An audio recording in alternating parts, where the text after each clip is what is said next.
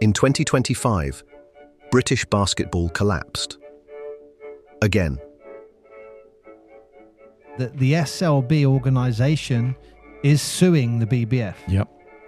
GBBL doesn't start until 26, 27. They haven't even got a single team in it. Despite most teams being unsure of their immediate futures, the Lions are back in the EuroCup. Finalizing sort of roster, and I think we're going to make it a really, really fun environment and atmosphere. We're super excited. We're going to need your support. London Lions back in Europe. Let's go. Ball taken away by Obi Soko. He is a one-man wrecking crew. Did he go full Karl Malone on us with a hand behind the head? I think he might have.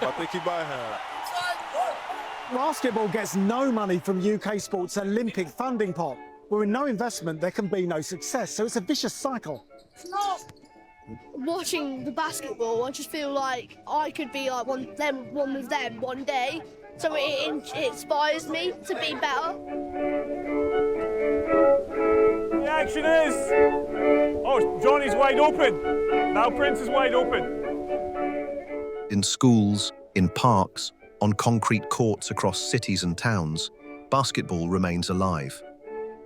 The second most popular team sport amongst teenagers across the UK is basketball.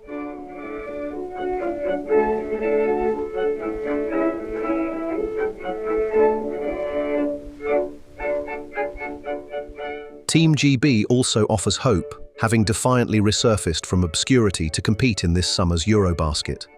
This team's mindset in one word, I would say connected.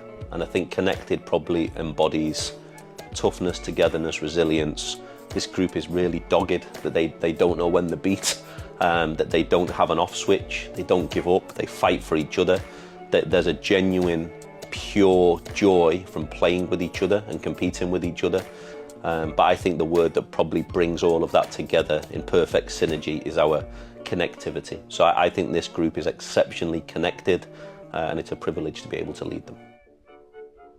There's been some stuff written this week about the NBA's ambitious foray into Europe. Adam Silver's been intrigued by this forever. London doesn't have as far as I could tell, they don't have a set in stone EuroLeague team.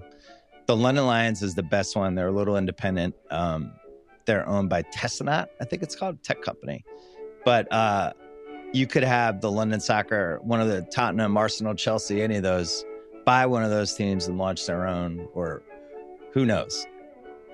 You also have Manchester City, which has to be mentioned because they're hosting this NBA game randomly. So I'm going to count them in as a possible one. So I think this goes London, Madrid, Barcelona, Milan, Paris, Berlin, and Greece as your definite 7.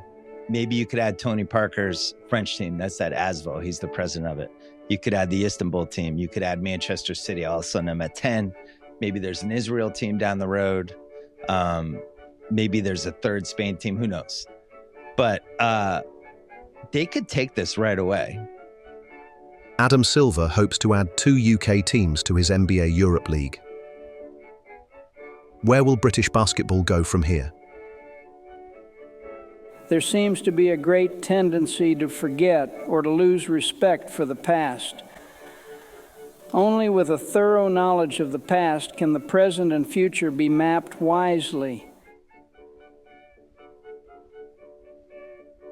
The game of basketball was invented in 1891 by Canadian-American Dr. James Naismith in a Massachusetts gym. And within just 2 years, it had crossed the Atlantic. The first recorded game in Britain took place in 1893 at the Birkenhead YMCA, introduced through the muscular Christianity of the Young Men's Christian Association. YMCA branches would become a vital pipeline in the early spread of the game, from London to Leeds, from factory towns to rural outposts. But in its first few decades, British basketball was not dominated by men. Quite the opposite.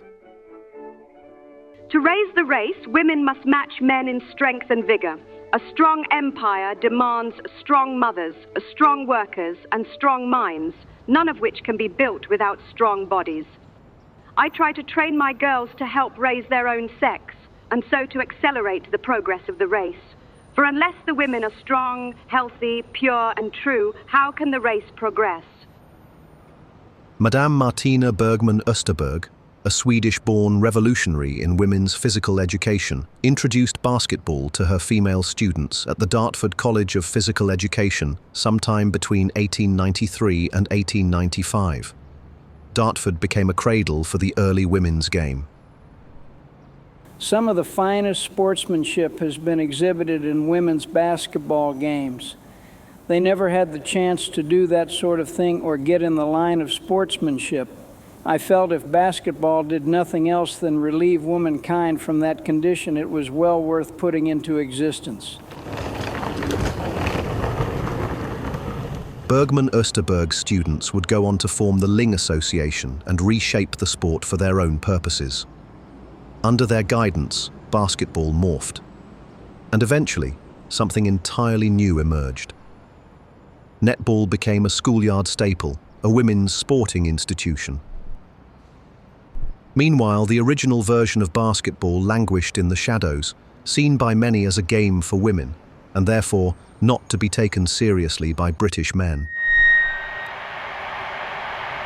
Elsie Impey, one of Dartford's early graduates, offered a vivid glimpse of the game's social potential. This week I have begun work in the Girls' High School, Walsall, but by far the most exciting class I have is composed of about 20 of Birmingham's very roughest factory girls. I am teaching the girls at my father's works how to play basketball. When I went down during their dinner hour, I used to find them shivering over the fire, so it struck me that basketball might be the very thing to improve their circulation.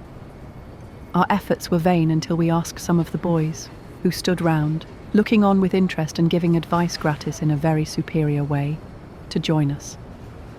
They at once entered into the spirit of the game, and the girls soon picked it up. Since then, we have been getting on capitally without the aid of the boys. If we were only a little nearer, we should soon be thinking of challenging the college. Basketball was spreading, but quietly, and almost exclusively through women. A tisket, a tasket, a brown and yellow basket. I send a letter to my mummy. On the way I dropped it. I dropped it, I dropped it. Yes, on the way I dropped it. A little girlie picked it up and put it in her pocket. She was trucking on down the avenue with not a single thing to do. She went a-pecking all around. When she spied it on the ground, she took it, my little yellow basket. And if she doesn't bring it back, I think that I will die.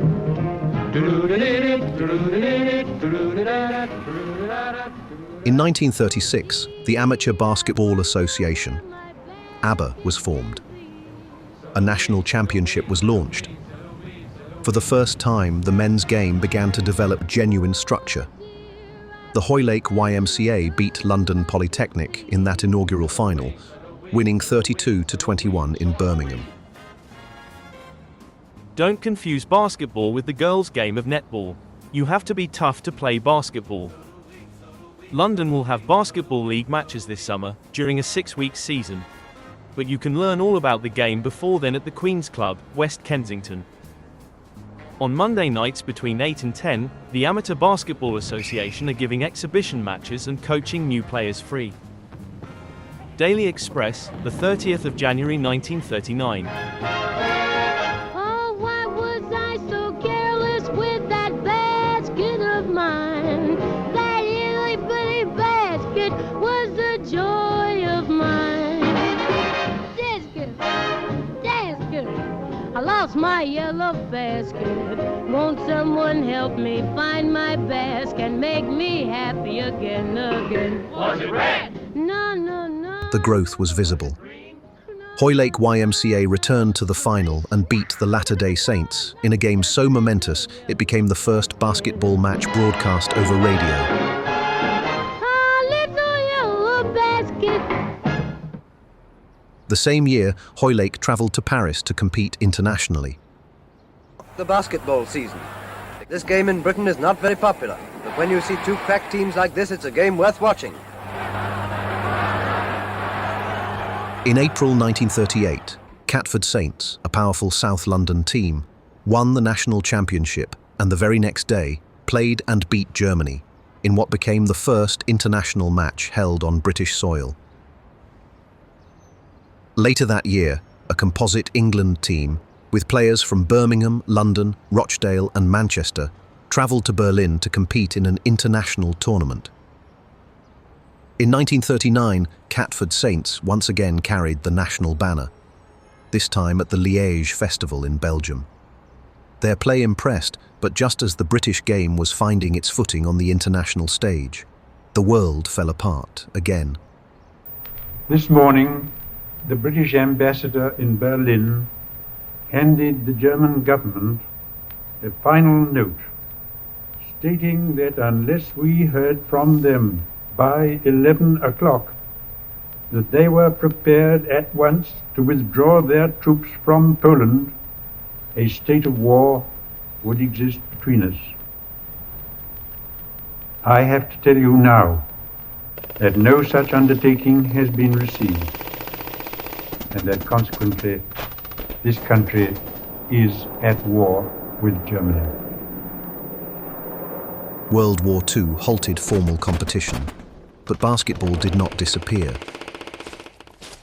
British soldiers stationed domestically and abroad found themselves sharing court space with American GIs who brought with them a different kind of basketball, improvisational, fast, expressive, the kind you could play anywhere, on gravel, on gym floors, in airplane hangars. These wartime games became informal education in American basketball culture, something that would quietly inform the British game for years to come.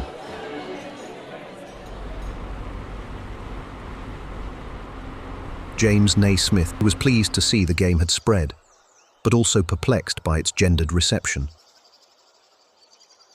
England has shown little enthusiasm for the game. The acceptance of basketball for girls of that country stamped the game as one that was played by women, and the Englishmen therefore refused to play it. By 1946, with the war over, the ABBA resumed formal competition in England. And in 1947, Scotland established its own national championship, introducing a north-south dynamic that would become a fixture in British basketball. Basketball, which the Americans have been playing so dashingly at the Albert Hall recently, was invented by an American in the 90s, but it was by no means unknown in this country before the war. During the war, it has been played in our own services for recreational training. The return of the domestic game was timely. London had been chosen to host the 1948 Summer Olympics, and for the first time, Britain was determined to field a men's national basketball team.